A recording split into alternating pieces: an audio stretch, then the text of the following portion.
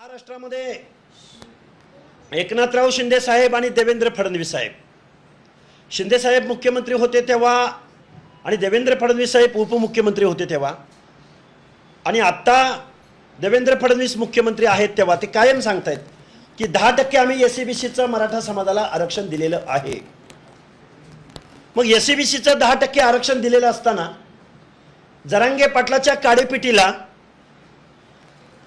OBC मधूनच आरक्षण का पाहिजे ही बेकायदा मागणी आहे। ओबीसीचं आरक्षण संपवणारी मागणी आहे।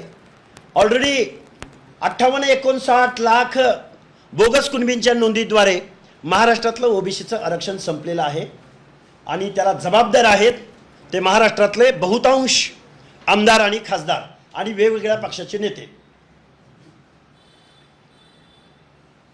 पुढचा प्रश्न।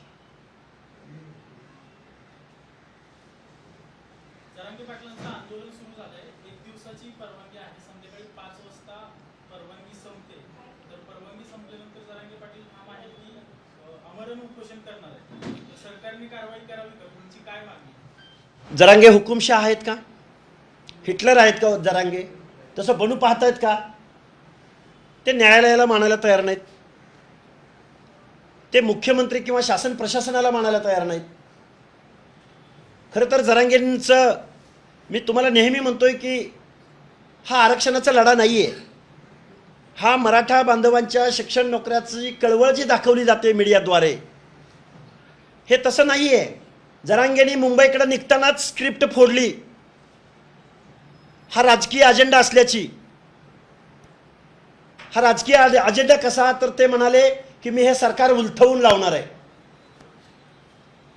देवेंद्र फडणवीसांचं सरकार उलथवून लावण्यासाठी आम्ही आजपर्यंत म्हणायचो की विरोधी पक्ष त्यामध्ये सामील असेल, पण आता मी जबाबदारीने सांगतो की सरकार उलथवण्यासाठी जसे विरोधी पक्षाचे आमदार खासदार त्यामध्ये सामील आहेत तसंच अजितदादा पवारांचे आमदार खासदार त्यामध्ये सामील आहेत।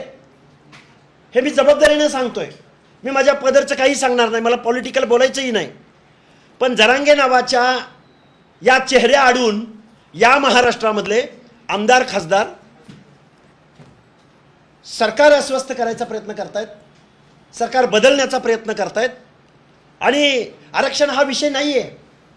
माझ्या मराठा बांधवांना तरुणांना माझी हात जोडून कळकळीची विनंती आहे, जरांगेंची ही जर मागणी मान्य झाली तर महाराष्ट्रातल्या ओबीसीचं आरक्षण संपलेलं असेल।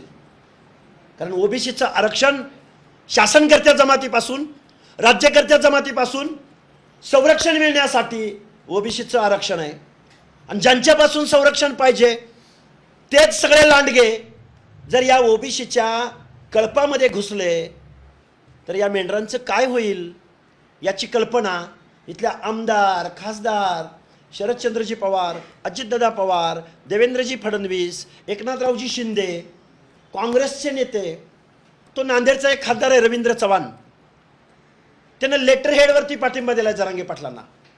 जरांगे पाटलांना तुम्ही पाठिंबा देताय, ओबीसीच्या आरक्षणाबद्दल तुमची भूमिका जाहीर करा। म्हणजे ओबीसीचं आरक्षण तुम्हाला संपवायचं आहे का? तुमच्या स्पर्धेमध्ये इथला ओबीसी टिकेल का? हे सगळे प्रश्न आहेत। बेकायदा मागणी, बेकायदा आंदोलन। मुख्यमंत्री महोदयांना आमची विनंती आहे, कायद्यासमोर सगळे समान। लक्ष्मण हाके गेवराईत गेला कुठल्याही प्रतिबंधाचा अध्यादेश नसताना, तर लक्ष्मण हाकेला नोटीस FIR आणि जरांगेनं मात्र रेड कार्पेट। खऱ्या अर्थानं गुन्हे दाखल होताना सुद्धा सामाजिक दुजाभाव या महाराष्ट्रात होतो। आता isakal.com आहे देशातील नंबर 1 ची मराठी न्यूज वेबसाईट। प्रत्येक अपडेटसाठी isakal.com ला नक्की भेट द्या।